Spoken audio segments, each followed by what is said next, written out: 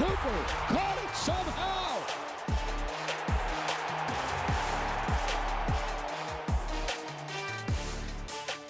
Cowboys OT is brought to you by Geico.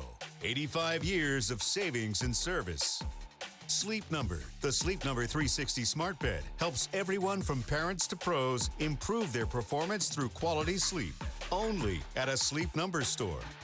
And NFL Game Pass. You'll never miss a game again. Enjoy full and condensed game replays from Week 1 to the Super Bowl. 20-17, the Dallas Cowboys get their first win of 2021 as they take down the Los Angeles Chargers on the road at SoFi Stadium. Greg Zuerlein, Greg the Leg, comes through with a 56-yard field goal as time expires, reversing his poor fortunes of Week 1 and winning it for the Cowboys late in what was a muddy game from beginning to end. Welcome in to Cowboys OT here from the Globe Life Studios at the Star in Frisco. I'm Kyle Yeomans, joined by Barry Church, Nate Newton, and Isaiah Stanback. And this was one that'll be remembered for quite some time, not only because of really how ugly and gritty it was from the beginning, gentlemen, but overall, the Cowboys did everything they needed down the stretch to get a win. It was the 16th game-winning drive of Dak Prescott's career. And this one, man, it was close, but Isaiah, they got it done. Yeah, they got it done. This is like the lunch food back from elementary school. You know, it's like kind of like slop you get on your plate, but it's still nourishment for your soul. So I mean, these guys took care of business. I mean, ultimately they have some stuff they have to go back and work on, but at the end of the day, we got the dub, and that's what you showed up to do. You know, when you go on the road, one thing I know you have to play, and that's some solid defense. Now, they were shaky at times, but they got 2 turnovers. When you play muddy, it's hog time, and that's what I like. And they played muddy and they played ugly, and they came up with a win. Yeah, at the end of the day, like you guys said, they got the W. Dak Prescott, he didn't throw for all those yards he did in the first game, but he was super efficient. He was a game manager out there, did what he had to do. Tony Pollard, he had the juice all day going on. Look, these guys play well, and like that defense, bend but don't break, but you win the turnover battle, that usually equals a W. We're going to hear from Tony Pollard coming up here in a couple minutes, but his stat line today, 13 carries, 109 yards, and a touchdown on the ground. He also had 3 more receptions for 31 yards, and what was a really good game for Tony Pollard, where he really started really stealing the show from Ezekiel Elliott. What did you feel like the balance was like for this Cowboys offense, Isaiah, one of which that didn't run the ball effectively in Week 1? Yeah, I mean, I think we could probably start throwing that word balance out the window, especially when we start talking about in regards to the distribution of playing time and play calling for Zeke and for Pollard. Ultimately, Kellen Moore is trying to put these guys in this team in position to win ball games, and I think that's what he did today. Obviously, he said that he's trying to keep some of the wear and tear off of Zeke until later on in the season, and Pollard did a heck of a job filling in and making those plays. But overall, in terms of spreading the ball out and keeping it run/pass, the disparity, I think ultimately, man, whatever it takes to get the W. You know, when we look at Tony Pollard, we know he's explosive. We know he can catch it coming out of the backfield. Zeke's still a man. Don't panic. But I tell you what, this kid is showing great light. What he's doing for this team, man, is giving them the juice when they need it. Yeah, once again, my hat got to go off to Kellen Moore. I mean, he's attacking what these defenses' weaknesses are. In Tampa Bay, the secondary was the weakness. What did we go do? Dak Prescott, 58 passes, 400 and some yards. Going into this game, we knew they were specializing in 3-3-5 or 3-4 defense. Those running lanes were wide open. So what did we do? We went there and turned around and handed it to Pollard, handed it to Zeke, and those guys feasted on this defense today. So once again, my hat goes off to Kellen Moore. He's doing a great job calling these plays so far this season. We're taking a look at some of the images from the win. This is the play at the conclusion of the first half that was almost one of the most wild scenarios you've seen in a football game, with the lateral late from CeeDee Lamb to Zeke, pushed out at the 2-yard line and no points there. But it was really a punch type of game between the Chargers and the Cowboys. The Cowboys forcing another couple of turnovers. But Isaiah, I think you could chalk up the goal line stand late in the third quarter. This one right here, the interception to DeMonte KZ that really turned the tides. Yeah, we always talk about taking advantage of the opportunities that are presented in front of you. And Keenan Allen slipping and falling right there. Hey, you know, you're not gonna be able to charge a store to that one. You know, so right. We're glad that he slipped and fell. We're glad that KZ was right there to be able to make a play. Take advantage whenever it presents itself. I tell you what, man, the third downs we talked about earlier, the red zones we talked about, it was 2 for 2 and goal to go. That's what we need. When you're on the road, be positive. And I tell you what, Greg the leg, he done came through a little bit now. Yes, we were shaky on him a little bit last week, but he came through with the clutch kick right there. And I'll tell you another underlying play right there. When KZ got that interception, a lot of guys would have went out of the end zone. Maybe they got tackled on the 5, got tackled on the 10. He stayed in the end zone, gave him an extra 15 yards there. That proved to be the difference. It was one of the more sloppy games I think you could expect from a Cowboys win, but a Cowboys win nonetheless, and there's plenty to talk about here. When we come back here on Cowboys OT, let's talk about the offense a little bit. Once again, more balance in the run and the pass. Dak Prescott, well, he had a really nice day as well. Plenty more to come. Post-game reaction as the Cowboys win it 20-17 over the Chargers.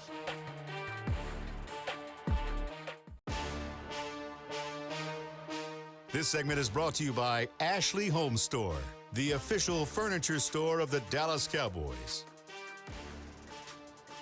Cowboys with over 400 yards of total offense in this one, and you can really look top to bottom and see those numbers. And well, the Cowboys took advantage of both the ground game and the passing game, and then only the one turnover, and it didn't necessarily hurt the Cowboys in a ton of fashion, and that time of possession was also pretty even as well. The Cowboys come out on top 20-17 over the Los Angeles Chargers. Kyle Yeoman's back with you here for Cowboys OT. And gentlemen, let's start talking about Dak Prescott. Of course, another efficient game, passing 23 of 27, 237 yards. He did not have a passing touchdown, but he really kept his team in the ball game and put them in position to be successful, Isaiah. Yeah, I mean, Dak made plays. Dak made plays. You know, we keep using the term game manager, and my boy Nate said it's not a negative term, so I'm going to go ahead and use it. Dak was a game manager. And, you know, and Kellen Moore put him in position to make the proper plays and the proper decisions. I think he did a great job. He didn't have to do nothing outside of himself. Got the victory.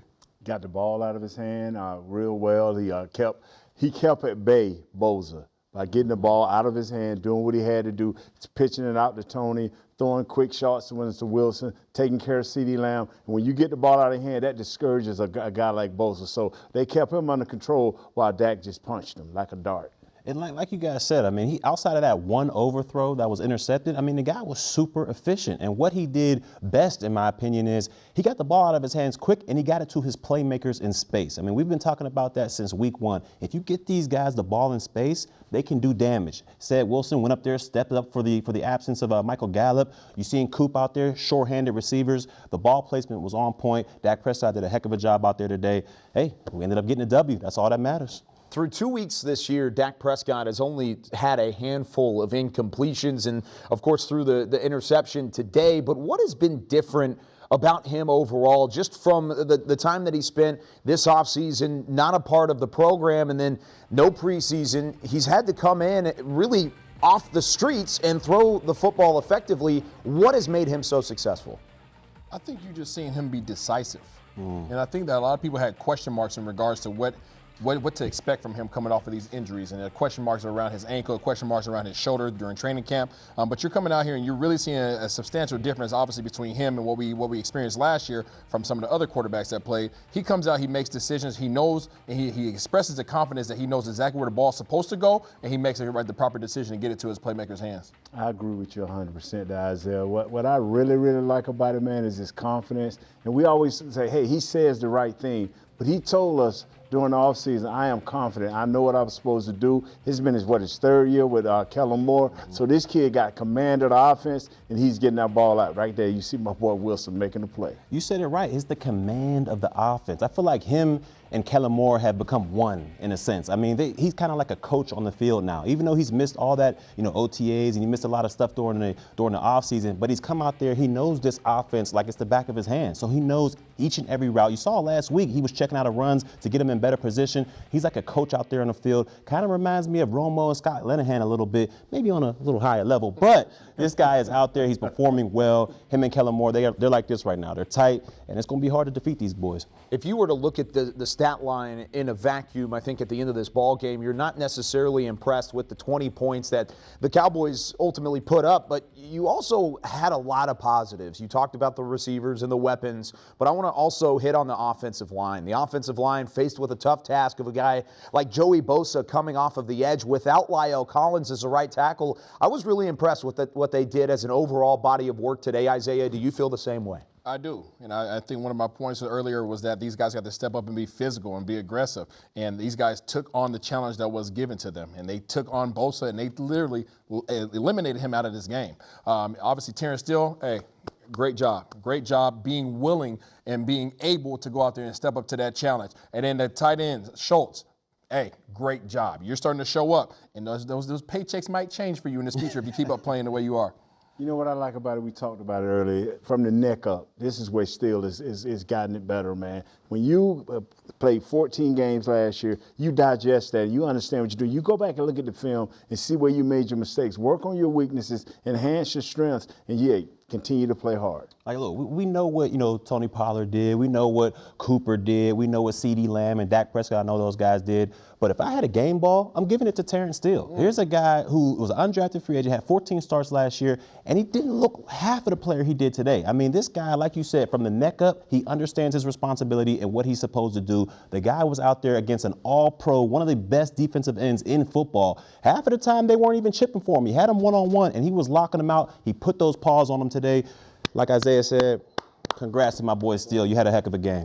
Barry, I kind of want to go back to you just really, really quickly. If you had a coaching game ball to give the ball to, who would it be on that one?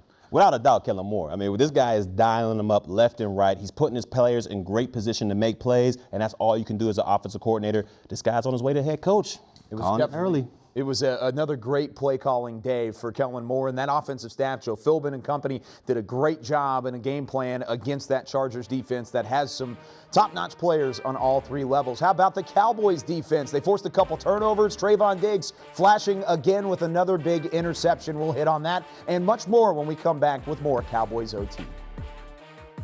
This segment was brought to you by Ashley Home Store, the official furniture store of the Dallas Cowboys.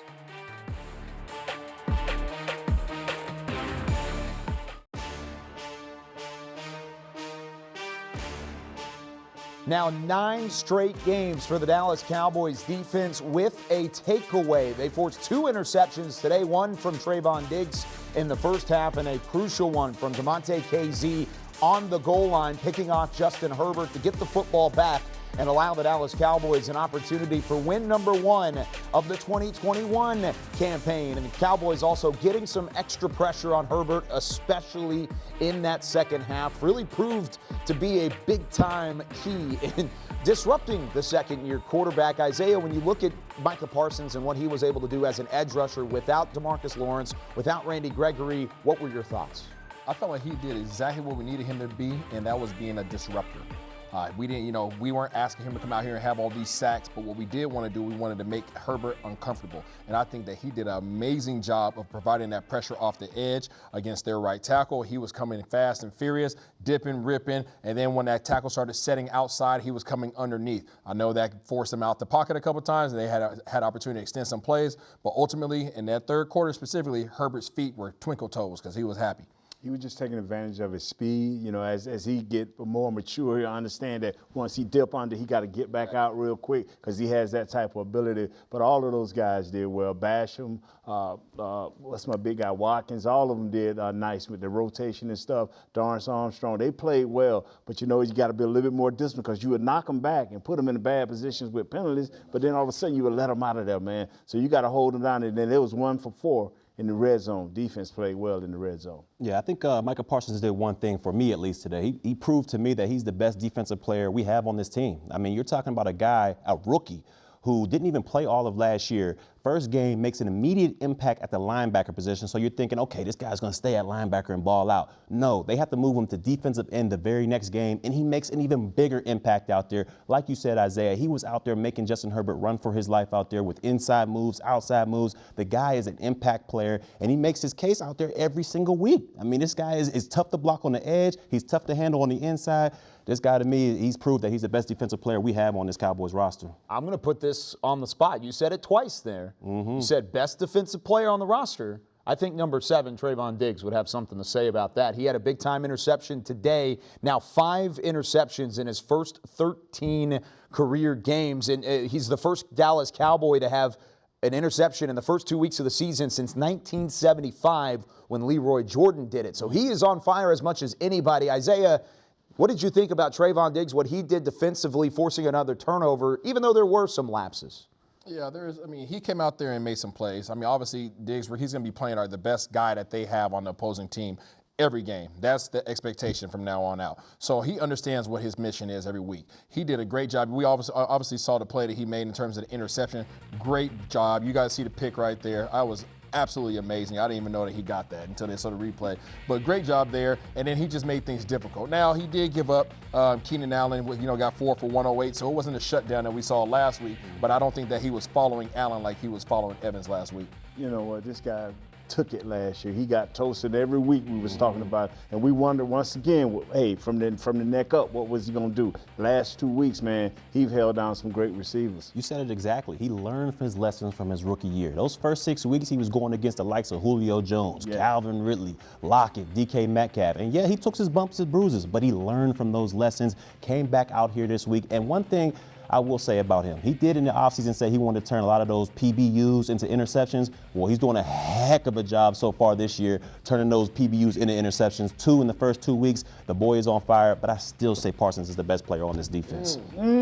Forcing some turnovers. I like how you just double down on it multiple times. But that's a debate we're going to have for the rest of the year. And if you have a debate in that regard, I think that's a good problem for this Cowboys defense to have. Now, we've talked about the secondary, and sure, there are places in that unit to really fix up. But the run defense today, as impressive as we've seen it probably since 2018, maybe 2019, if you wanted to kind of push it back a little bit, 95 yards allowed on the ground, just 9 carries for 54 yards for Austin Eckler. Isaiah, this was as good as we've seen the run defense in years. Yeah, and I think that's a testament to just the culture that Dan Quinn has came in and initiated, and that is you see these guys flying around. There's a swarm type approach. There's not one person out there being left alone on an island trying to make a tackle against somebody else who gets paid to avoid tackles. These guys are swarming around. When you see one, you see many. You had me so scared before the game because all he said, Austin Eckler. I was nervous. I was like, man, what am I going to do when this kid break loose? But we contained him. Yes. Both on the run. He got a few passes, did a great job. Hey, my hat's off to the defense. And look, I know we talked about, the Wolf Hunter and Jalen Smith and those boys. I know we just looked at the TV copy out here today, but man, those guys, they took it back a little bit. They went back to 2018. We saw the Wolf Hunter out there flying around, getting some sacks, running all over the place. Jalen had a couple swipes in there, so they took it back a little bit. So kudos goes to those boys because they also played a great game today. Jalen Smith led the team with 9 combined tackles. Leighton Vander Esch was right behind him with 7. And then, like you said, he had that big sack against Justin Herbert that ended up killing a drive pretty much and made things tough on the second-year quarterback out of Oregon. Let's hear from Mike McCarthy and what he thought about the Cowboys' win over the Los Angeles Chargers. Once again, 20-17. We'll hear from the head coach when we return to Cowboys OT.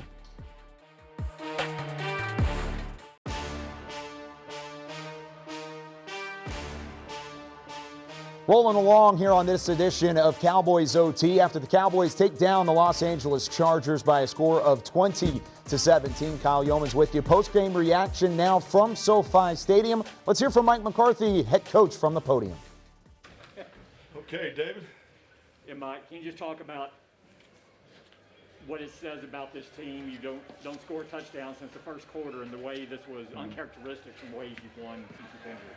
Well, I think the biggest thing is, especially early in the year, I mean, every season's different, every team's different, and this team just has incredible work ethic and fight. And our season started last week, so we established play style, and it just felt that this week 2 opportunity was so unique. You're playing an uncommon opponent, and most of these players had not competed against each other. Obviously, teams don't compete against each other, so there's a lot that went into that. Obviously, Chargers coming off an excellent win last week at Washington. So, to come in here and win this game was important on a number of fronts for us. We needed it, and we needed the confidence that goes with this win. So, winning in this league so hard. So I'm just proud of the guys because they're doing everything the right way. So, I mean, we still have a lot of work to do. We're young in spots in the game. It was great to get our young guys in there, but I just love the communication and the bounce back. These football games always usually come down to the last couple series, and this one here came right down to the last play. So excellent win for us. It'll be a great plane ride home. they're you know, I really like their football team, just, you know, competing against them, and, you know, the way they play, the talent, and so this is definitely, you know, one that we could build off of.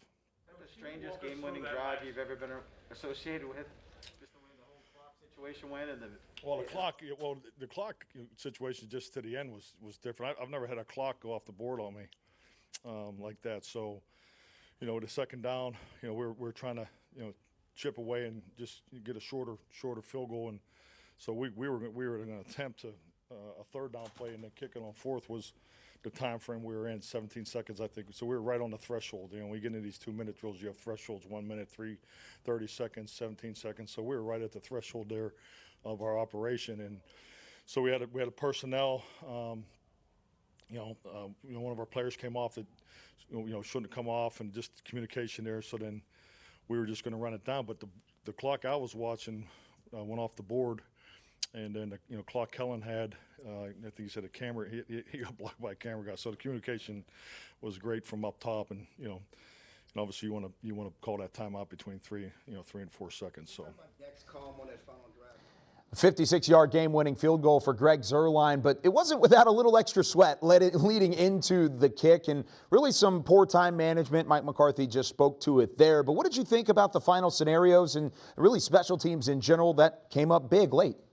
Yeah, honestly, I didn't like it. I did not like the way that game came down to that last kick. I would have felt a lot better about their ability to go ahead and run another play, whether it be center it up, get it on whatever hash Greg likes, try to gain a couple more yards, make it easier on him, and then go out there and spike the ball to go ahead and get it down to that 3 or 4 seconds that you just heard him allude to. So I didn't like it, but guess what? When you got a Greg DeLeg on your team, it doesn't matter. You know what's amazing is, you know, I always look at kickers, hey, you got one job, you do your job. But evidently they asked him during the game, hey, what do you feel like? What do you feel like? Do you feel 56? Do you feel 61? So when they got there, they didn't even hesitate. We over here screaming, hey, man, run another play.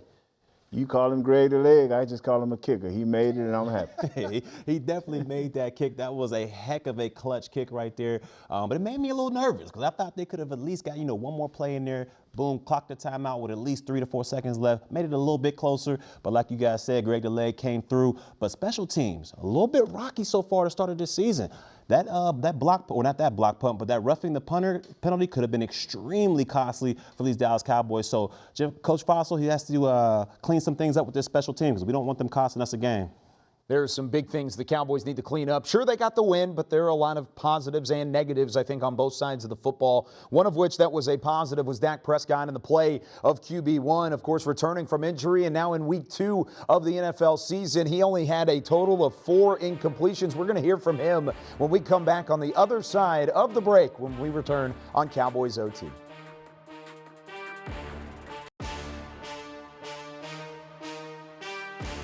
$23 of 27, 237 yards, no touchdowns for Dak Prescott, but he gets the win, 20-17 over the Los Angeles Chargers. Cowboys OT here from the Globe Life Studios at the Star. Let's hear from QB1 after the win. Walk us through the final drive, your approach, anything you said to the team, and then also I guess you had some clock issues, so it's difficult to see how much time was left there right at the end on that third down. Yeah, I mean, we talked about all week long, wanting to finish each drive, wanting to finish the game, wanting to necessarily take it out of the defense's hand. Obviously, going back to last week, we could have finished in the red zone with the touchdowns, and we could have finished that game last week with the touchdown, right, not settling for a field goal. So we put that on us this week and got the chance to go out there and do that with, 3 minutes or so or something like that on the clock. And so it was just important just to relay that message, you know what I mean, and bring the guys back up and focus in on that, and we did. And then just that back end, I wasn't sure. I'm looking at the end zone clock, so I saw the time. I just thought that we're comfortable and we're good in field goal range, and so that's what they wanted to do. And then obviously we had a conversation after about, the whole clock getting turned off. The TV cameras got like you and Kellen at the very end as the kick was going through. You guys were kind of embracing. Just what was going through your mind during that, 3 or 4 seconds? Yeah, as he kicked it, I was over there talking to Amari, checking on Amari, somewhat kind of just trying to get my mind off of it, I guess. Obviously, knowing in a situation like that, you trust your teams and Greg Zuerlein to put it through. But, yeah, it was great. Obviously, believing in him making, he went and did that, and it was just a relief, right? The first win of many, and the first one's usually the hardest, and it was. What are those feelings like when you come out on that last drive? And how much did you miss that when you're out? Yeah, I mean, that's what you do it for the ball in your hands, for a chance to go win it. That's why I was talking to the offense, telling them that. We talked about it all week long, and now we've got the game in a position that we want it. So it's on us to go capitalize and go finish this game off, and we're able to get it in field goal range and let special teams go out there and do their job. Y'all talked all week about how even though last week was pass heavy, you're still going to have to run different game plans every week. How did you show that today, and how did Kellen help y'all win this game? Yeah, I mean, we didn't throw it 50 times. I think we're a whole lot more balanced. And Kellen did a great job just mixing it up. And us as players, we've got to convert on some of those third downs. He still put us in great position, called great plays. Took a sack. I feel like I could have got the ball out there in the third quarter. Just different times, but he's dialing them up right now. He's doing a great job, different personnels, run, pass, play action. And he's putting us in great position to make great plays, and we've just got to continue to execute and get better. You talked a lot about complementary football this offseason. This is like the first time going back to 2017 you won a game without scoring 30 points. Is this an example of what you're talking about and what you want the identity of this team to be? Yeah, for sure. I mean, as I said last week, right, we're going to have to go out there and have to score a bunch to win some games, and then there's going to be some games like this one. And I think it showed tonight. Defense did a great job. Turnovers, big turnover down there in the red zone when it was needed. And then we were able to come back out, go get 3. It's just important to play off of one another. When one team makes a big play, the other unit has to come on there and do a good job of picking up their back and picking up and taking advantage of them making that big play, right? And so that's what complementary football is about. That's how you win games. That's how you become a championship team and be the team that we want to be. Dak, going back to the impact you had as a rookie, can you even quantify the impact you're seeing Micah Parsons have right now? Yeah, I mean, rookie year was – it was 6 years ago. So, I mean, knowing what that meant, Mike was a great player. And just the fact of them being able to move him around, him off the edge, him at linebacker and inside, wherever you put him, he's a special guy, and he's going to make plays. He's fast. You saw him getting around the edge, recovering on 10 sometimes, and Justin's a fast guy as well. So for him to be able to do that just shows the speed he has and just the acceleration. And as I said back in the spring, I mean, we're lucky to have him. Dak was really adamant about giving the credit where credit is due in terms of the receivers and the weapons that he had on the offensive side of the football, and also offensive coordinator Kellen Moore, who had a great game play calling today. Gentlemen, when you look at this offense and kind of the potential that they have, I think you got a glimpse of that today and what they could be in 2021. Absolutely, and I'm going to read a couple stats off to you. 88% completion rate, 60% on third down conversions, and less than 2 turnovers. That's a heck of a recipe if you guys are trying to make a recipe for a W, and that's exactly what those guys went out there and did today. Especially when you're going on the road. When you go on the road, you need to have those type numbers, man. And Dak, that's the guy that I know today. He got it to his playmakers. He made the right plays. I would like to say he had the one overthrow. But other than that right there, man, Dak was Dak today. Yeah, it's all about adaptability, and we saw that from this offense. The first game, you had to go out there, you had to throw it a lot. This game, you had to run it a lot to get the job done. And those are the teams, the winning teams, that are able to do that. Go out there and make these adjustments, make the halftime adjustments, do what you got to do to put your offense and defense in a winning position. That's what Coach Kellen Moore, that's what Coach Quinn have been doing so far this season. And look, this team, I mean, they might be able to do some damage here in the East. 23 completions for Dak Prescott. 7 different players caught a pass. By the way, all 7 of those guys actually caught multiple passes. That's called spreading the love overall. The leading receiver was CeeDee Lamb, 8 receptions for 81 yards. And once again, no passing touchdown for Dak today, but complimentary football is something that the Cowboys have been waiting for quite some time. They got it today. 20-17, a win over the Chargers. When we come back, we'll hear from the rookie Micah Parsons and what he had to say after the win.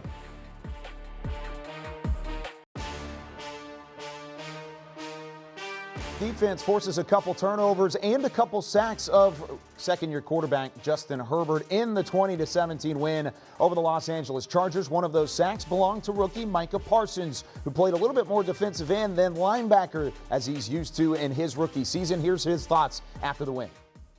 Can you start by talking about how different your role was in preparation from like Thursday on based on what it was Wednesday in practice? After Wednesday, obviously learning to play linebacker. After practice, Coach Q came to me and was like, man, we're going to need you to step up big for us this week. And instantly I just said, all right, Coach, let's play. You know what I mean? after sitting out a year, I ain't going to deny opportunity to get on the field. So I knew my most snaps could come from me rushing the passer today, and I just took it head on from Thursday to today, prepared to be able to play at a high level. Last time you played that much end? High school. Was it natural, or did you come back, or was there some rough moments for you? I mean, a lot of it was natural. I mean, some people had a long day out there. What was the best part of making that switch over? The best part is really just reason why I say they drafted me. I mean, I'm just showing different versatilities what I can do. And I think, after today, we can open the playbook even more. I mean, I think my teammates and Coach Q put an unbelievable amount of faith in me, and it just keeps building my confidence up to realize I could do much more than what I thought I could do. You talk a little bit around throughout the season? You look forward to moving around throughout the season? Of course, manipulating matchups and taking advantage of the, matchups we got out there. I think that's what makes good football teams great. Can you talk a little bit about the sack of Herbert when you pushed him all the way back to the 30 and that play and how it developed? They did a post play where the guard pulled. Once I read out a run, I was able to beat the guard and do heavy pursuit. I mean, I was chasing him all day. I really wanted Herbert, and I finally got to him. So, I was happy about that. Michael, your simple reaction to getting your first career win? That's because, I think we should have won last week, and, I feel like we supposed to win. I mean?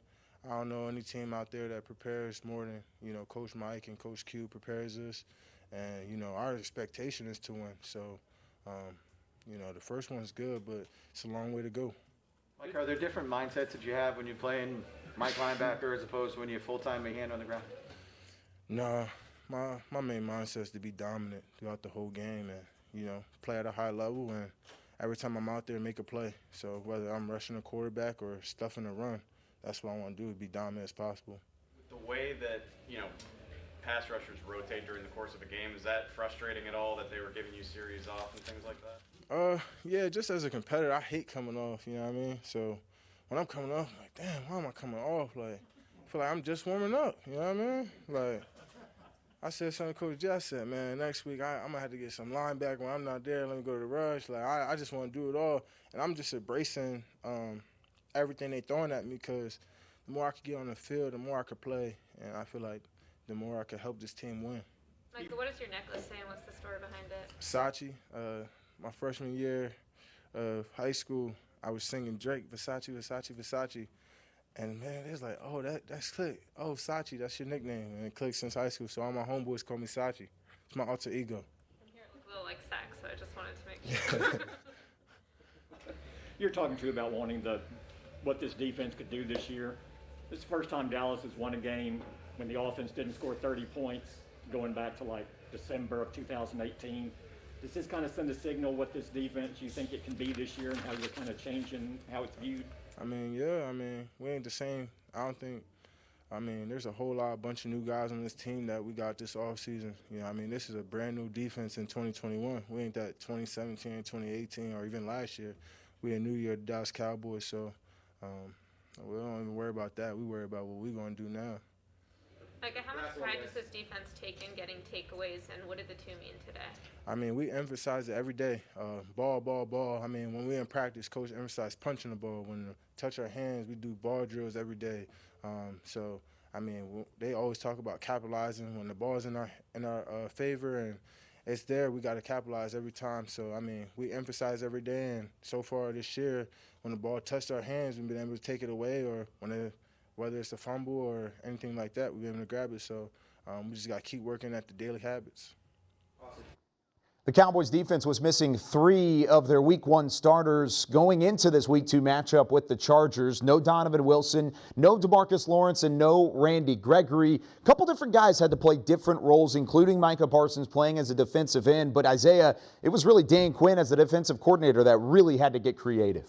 Yeah, but that's what we know about Dan Quinn. Dan Quinn is versatile in his offerings, and that's why he has the personnel that he has on his team. Those guys did a heck of a job of bringing talent in this offseason, mixing veterans, young guys. This was the reason why I was not too concerned with Gregory and D-Law being out. You know, I knew that we would miss those guys' presence in terms of their ability to make plays, but I knew that we had other guys on this team, and the culture really dictates the fact that these guys are never going to be in question in terms of their effort and their ability to go out there and give it their all. You know, I was shocked that you were hours before the game, hey, man, Michael Parsons is going to play a lot of defensive end. And we debated it earlier about that right there. Oh, man, he's just throwing something out there. He can't play a lot of defensive end. You know, Jalen came to play today. Leighton came to play. The rest of the guys, Neil, they came to play, man. And young Parsons just a ball of fire right now. So just keep running, son. Yeah, he's a ball of fire. I'm about to start calling him a positionless defensive weapon. The first time we went out there in Tampa Bay, he needed to lock those guys up. He did that. This time, put him on the edge, chase down Herbert. He was able to get that and a sack. Glad he's a part of this Cowboys unit. There were a lot of guys defensively that had to make plays and had to play different roles than they're used to, but they were able to get the job done as the Cowboys win it 20-17 over the Chargers. Barry's game ball has already been handed out. It's Tony Pollard who receives it here in week 2. We'll hear from the tailback when we return with more Cowboys OT.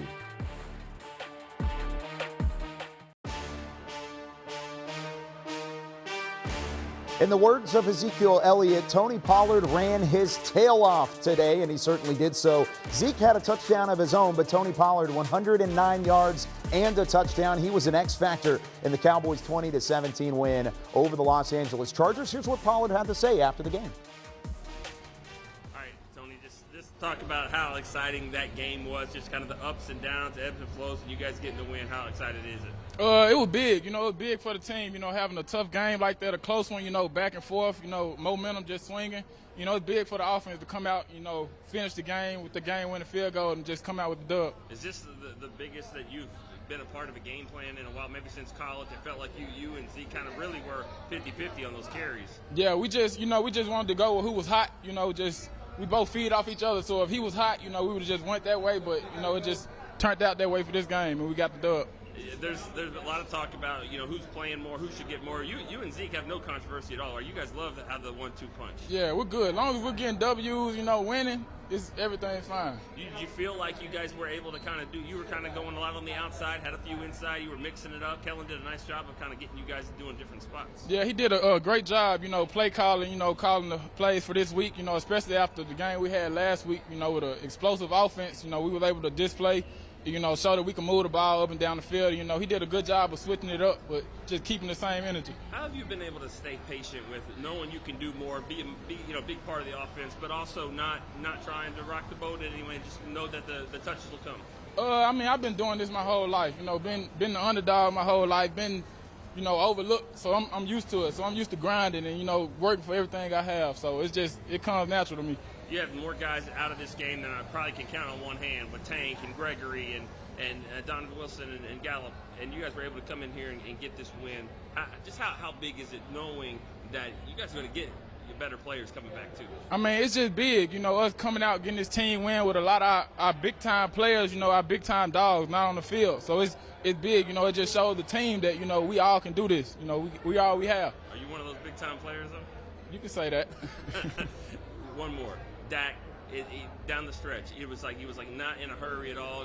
You guys have complete confidence that you're going to get in field goal range, and then Zerline's going to make the kick. Yeah, we practice that all the time. I couldn't even tell you how much we practice this on a weekly basis. It's over and over. So we're kind of used to it. It's second nature once we get out there on the field for game day. Awesome. Congratulations.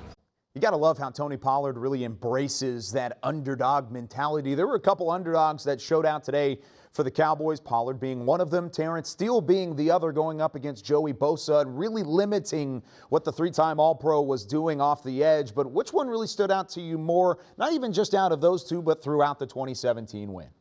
I think that Terrence Steele gave us the opportunity to have the big plays that Pollard was able to go out there and make. Terrence Steele took on this challenge, as I mentioned earlier, but I'm going to pass it off to Nate Dogg because he knows a lot more about the O-line than I do. We got a rule. If you don't hear my name, I must have played a good game. And I ain't saying Steele played the greatest game because I got to look at the film.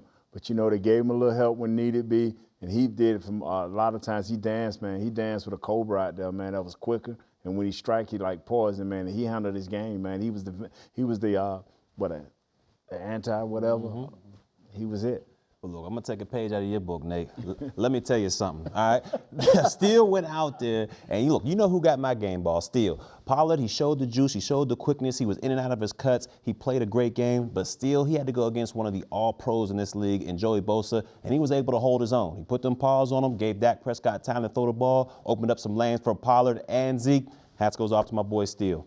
Yeah, Steele had a nice game, but another thing I think that was a positive for that Cowboys offensive line, it looked like vintage Zach Martin and Tyron Smith. Both of those guys had a lot of success, paving the way for guys like Pollard and Zeke to both have good games and, of course, give time for Dak Prescott to throw the ball. When we come back, we're going to tie a bow on this 20-17 win. The Cowboys get win number 1 of the 2021 campaign with more Cowboys OT.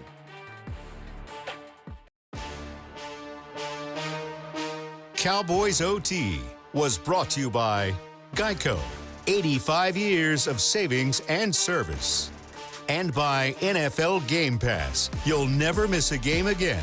Enjoy full and condensed game replays from Week 1 to the Super Bowl.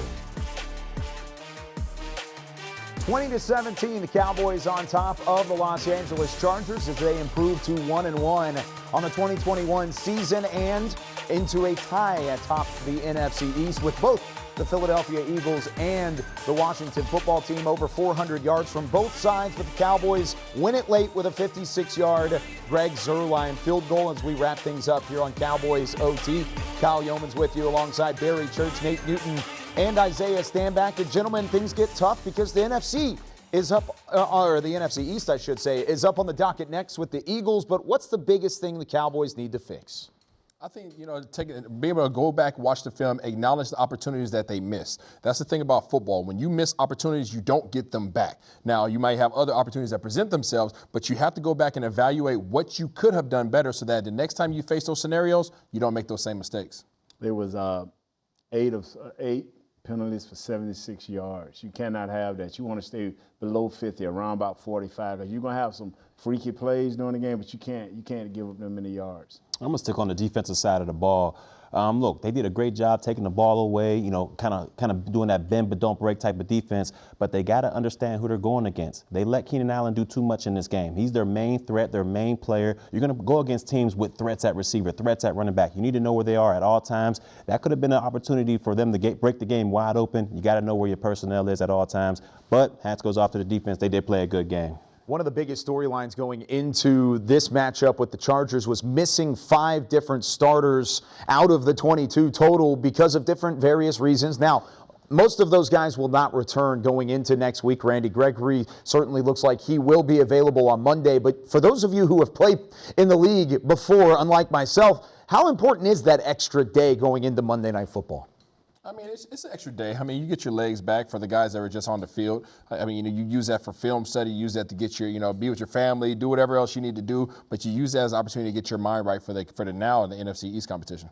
For the young guys, man, get into the whirlpool, get yourself healed up, because that's what you'll learn is these guys are not in there. You're going to be playing more and more snaps, and so when you wake up tomorrow, you'll find that you'll have some new bruises that you're not used to. Yeah, it's all about recovery. I mean, you get that extra day to get that extra steam room, to get that extra sauna, get that extra ice tub. Because like you said, the younger you are, you're able to bounce back quicker. But the veterans in this game, they understand that they need to be able to get that recovery. And that extra day, that extra 24 hours will definitely provide it headed into this Eagles matchup. And the Cowboys, of course, with an opportunity to maybe take an extra lead in the division. But how important is getting that first win? Because I think all of us can say the first one's the hardest to get out of the way. Now that you're 1-1, does it take a chip off your shoulder, Isaiah? Yeah, it gets a chip off your shoulder, but you need to put another one back on because there's going to be other opponents that show up. Matter of fact, 15 more. Yeah, got a lot more games to go with, but, Isaiah, the Cowboys did get that first one out of the way. It was in nerve-wracking fashion late, but 20-17 was the final score as the Cowboys take down the Los Angeles Chargers. Both teams now at 1-1, and the Cowboys, like I mentioned, will take on the Philadelphia Eagles at home. Home opener at AT&T Stadium coming up Monday Night Football on ESPN. For Isaiah Stanback, Nate Newton, and Barry Church, I'm Kyle Yeoman saying so long from the Star in Frisco. That's it for Cowboys OT.